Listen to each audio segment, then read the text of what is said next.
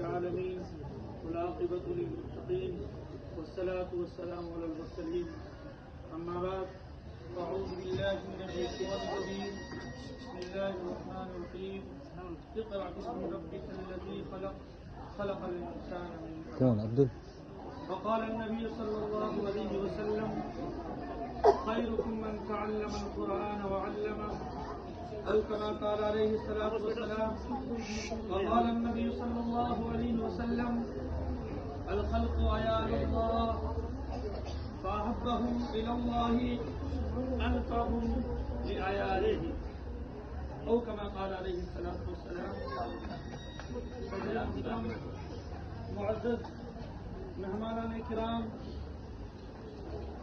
و علماء کرام، عزیز طلبہ و طالبات، السلام علیکم ورحمۃ اللہ وبرکاتہ. الحمدللہ اللہ کے فضل و کرم سے آج یوم جمہوریہ کے اس مسرت اور خوشی کے موقع پر شرکت کی اللہ تعالیٰ نے توفیق عطا فرمائی. میرے محترم سامعین کرام،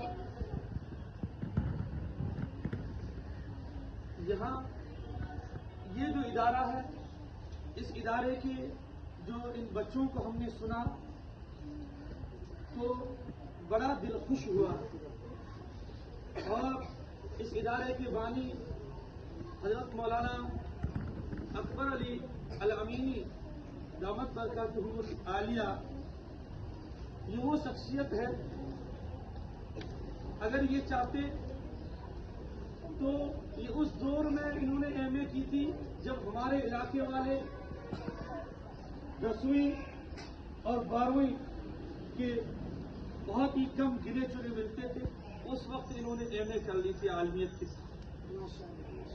اگر یہ چاہتے تو یہ کسی کالج اور کسی یونیورسٹی کے پروفیسر بن کر اپنی لائف اور اپنے بچوں کی لائف سیٹل کر سکتے ہیں، لیکن ان کے دل میں قوم و ملت کی ایک ایسی لگن لگی جس کی وجہ سے انہوں نے قوم و ملت کے لیے اس ادارے کو ایسا قائم کیا جو دینی و دنیاوی دونوں تعلیم کو لے کر یہ قوم و ملت آگے بڑھے.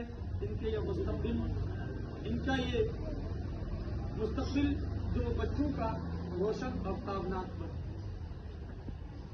میں نے آپ کے سامنے قرآن کریم کی ایک آیت اور 2 حدیث آپ کے سامنے پیش کی. مجھے مختصر وقت دیا گیا ہے. اس میں اللہ تبارک تعالیٰ نے فرمایا کہ بسم ربک الذی خلق، پڑھ اپنے رب کے نام سے جس نے ساری مخلوقات کو پیدا. پھر واپس خلق میں انسان آ گیا تھا، پھر واپس کہا خلق الانسان من خلق. اس سے پتا چلا کہ وہی قوم، وہی ملت، وہی انسان بلندیوں اور عروج پر پہنچے گا جو تعلیم کو اپنا مشن اور اپنا سیوا بنا دے گا. وہی قوم ملت عروج پر پہنچے گی. جو تعلیم کو چھوڑ دے گی وہ قوم کبھی آگے نہیں بڑھ سکتی.